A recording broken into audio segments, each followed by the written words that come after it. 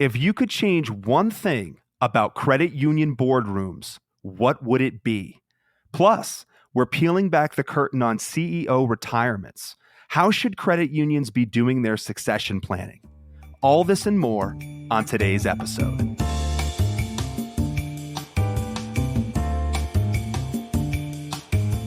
Welcome to Grow Your Credit Union, where credit union leaders gather, learn, and grow. Becky Reed, my co-host, welcome. Thank you. Hello. Becky, it was great meeting you for the first time in Frisco, Texas at Venture Tech 2023. It was a pleasure actually meeting you, and you're taller than I thought. About 5 people told me that at the event. Wow, you're a lot taller than I thought you were. So I don't know what kind of little man vibes I've been giving off, but it was great to see you there. We are delighted to welcome our guest, board chairman at Pasadena Federal Credit Union, Doug Duong. Doug, welcome to Grow Your Credit Union. Thank you. Looking forward to this.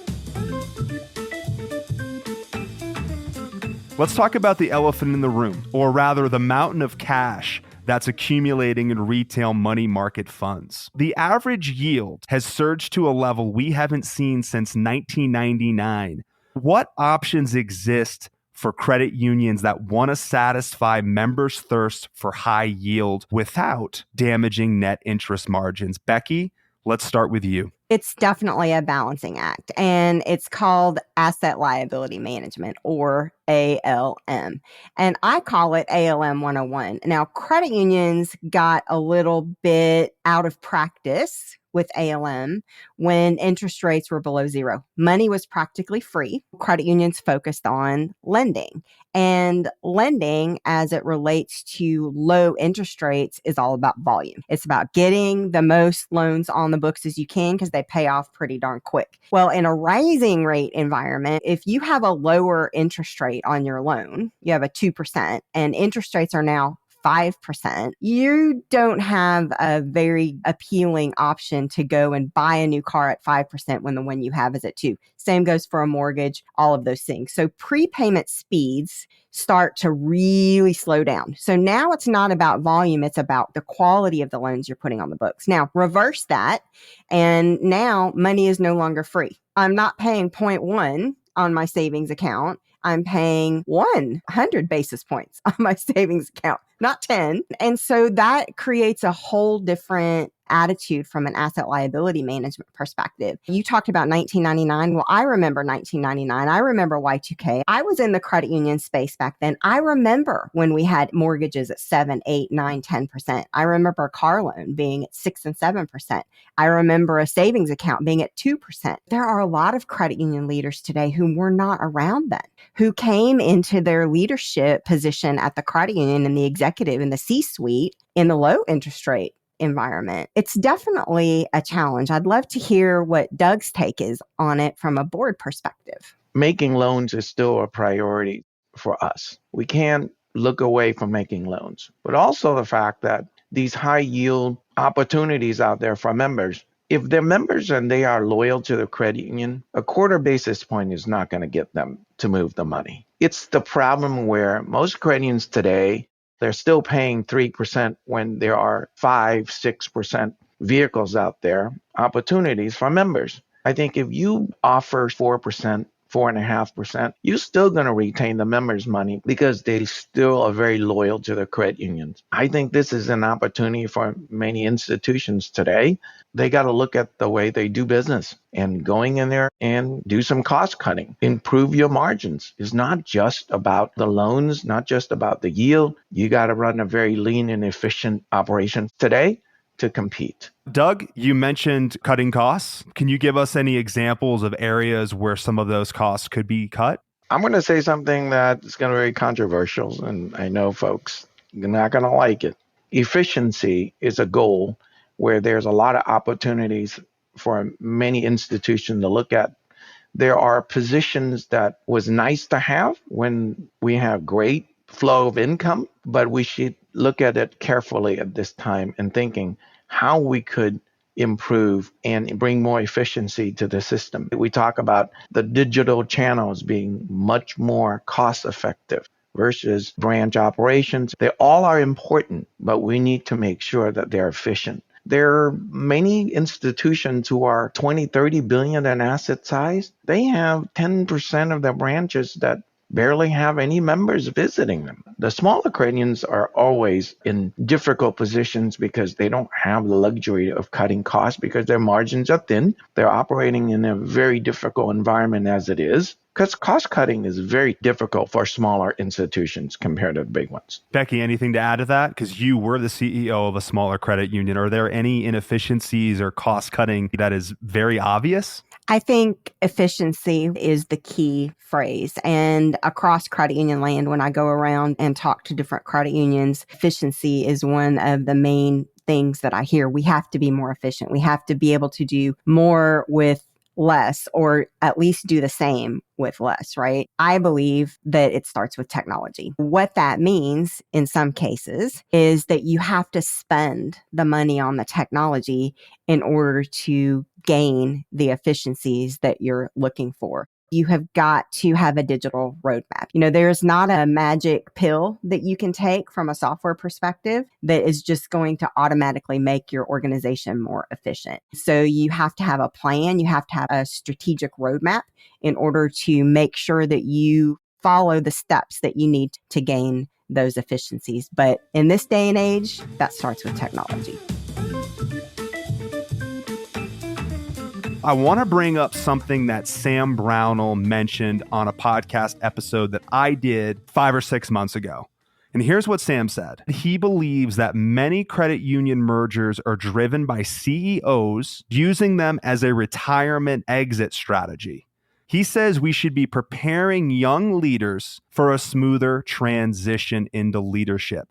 So, Becky, what is your process for pinpointing potential leaders, and how do you determine when they're truly prepared to take the helm? Thank you for asking that. And what Sam said is a bit controversial when we have the old regime that just is kind of hanging on. Unfortunately, that's a barrier to some of the emerging leaders that are coming up through the ranks. It's very frustrating being in middle management and having a C-suite that is working well into their 70s. God love them. But that's a barrier to allowing growth opportunities for people in your credit union. So if I'm sitting in the middle management ranks, I'm a senior VP or I'm an executive VP, and a C-suite executive doesn't leave for some reason, then I have to leave. I've got to go somewhere else. And so we're losing talent because of that. I've always looked at it as I can't grow unless I help others grow. I'm always looking to train my replacement. That is a scary thing for some folks because it's like, if they come in and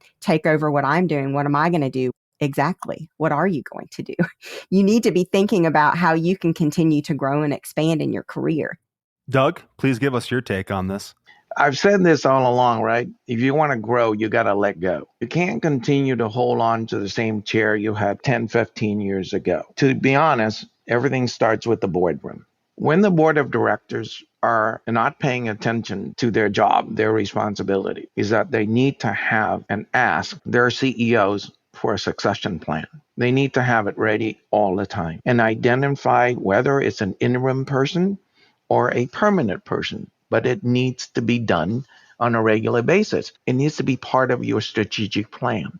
Your strategic plan session is not designed so that you can go and enjoy the trip and go on a golf outing. It's actually work. You need to have a plan. And then you need to hold your CEO accountable for the plan. And the board of directors got to hold each other accountable for that plan. I've had 3 years in a row of strategic planning where after we formulate and create the plan, next month it goes in a drawer and disappears. They need to have a strategic plan at least twice a year. Things are changing too quickly to hold once a year. You need to have it often. Doug, how are board members typically selected? Once again, I'm going to say something that most folks are not going to like, because your buddies you go to the bar with and have a couple of drinks, that person is not the best board member you can bring on board. The CEO and the board chair brings board members in that they know will rubber stamp everything in front of them. They're not going to question anything. They're not going to ask anything. I remember my first meeting as a supervisory committee member, and I thought, I'm just going to have a little fun here, sit here and listen. And stupid me opened my mouth and I said, how are we making money with this model, with this strategy? And they all look at me and says, we have a plan. Okay, tell me the plan. There weren't any plans. I'm lucky enough to have been in the credit union space for 25 years.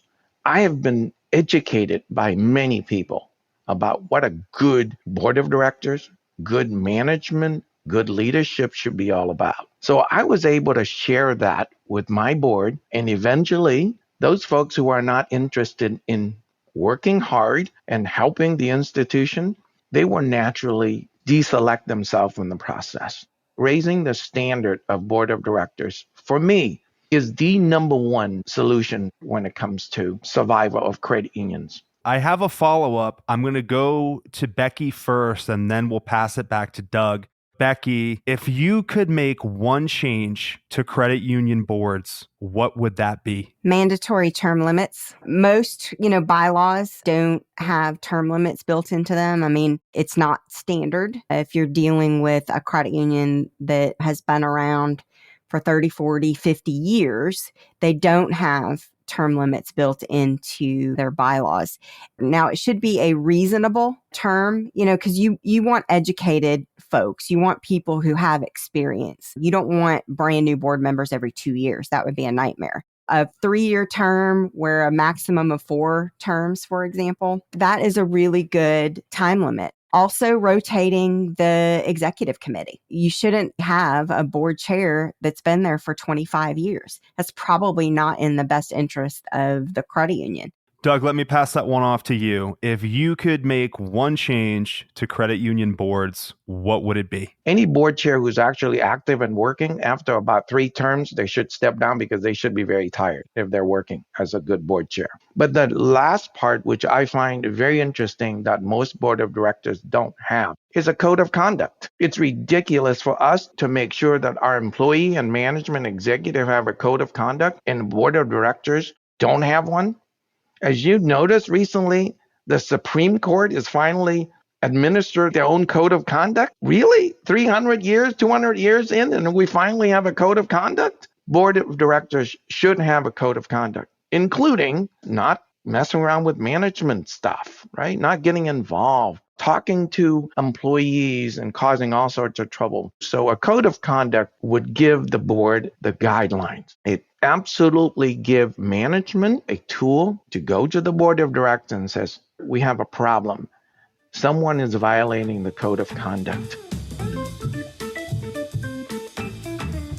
Recent research from Lending Club has shed light on a bit of a widespread challenge.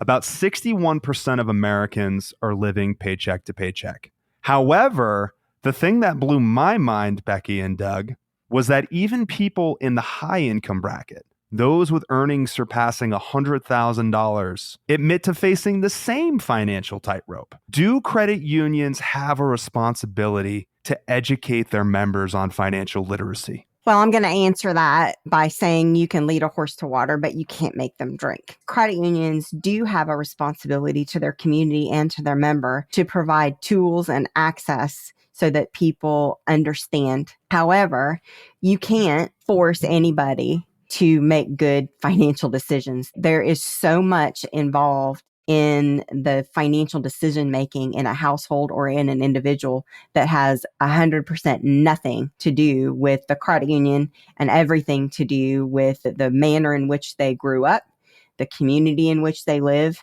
and the financial habits of the people that surround them. Doug, do credit unions have a responsibility to guide people through financial literacy? Yes and no.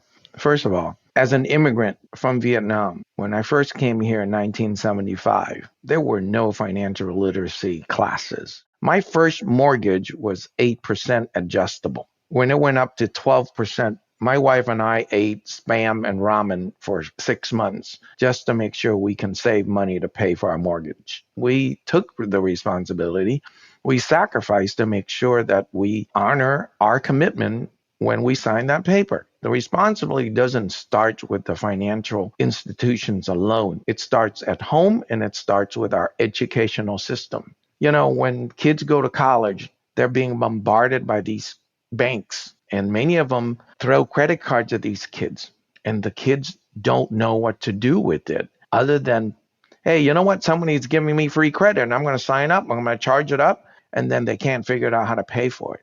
When you're talking to a member and that member has a credit card 22% interest rate, your responsibility is to say, hey, ours is 12%. You can save a lot of money. That's not selling. That's not pitching. That's doing someone a great favor. Sometimes what that means is denying a loan application and sitting down with that person and saying, look, I understand you want to get a new car, but let's take a look at that car that you want to buy and let's really take a look at what that means, because the numbers that I'm looking at says you really can't afford it.